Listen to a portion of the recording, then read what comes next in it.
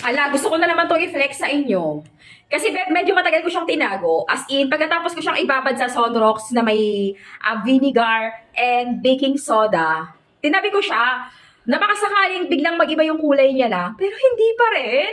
Ganun at ganun pa rin yung kulay niya.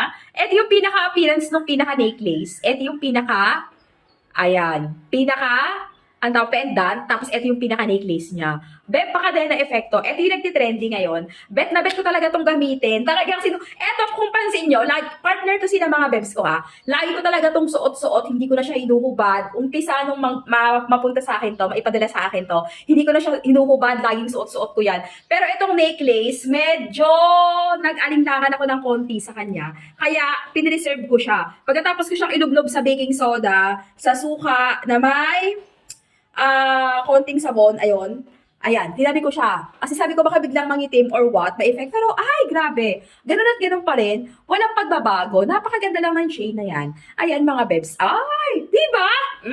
Pag gusto mo rin yung ganitong classic necklace, maglalagay ako ng yellow basket dyan. Proven and tested, pure stainless steel. Hindi naman kita pipilitin kung hindi ko talaga na-prove and na-test. So, dahil maganda at talagang quality na pure stainless steel, beb, itry mo lang siya i-check out. Kasi sayang, discounted to ngayon, sobrang baba, sobrang mura. Bracelet with necklace na yan, discounted na discounted. Sobrang mura talaga, promise. At napaka-elegante pa. Oh, check mo na.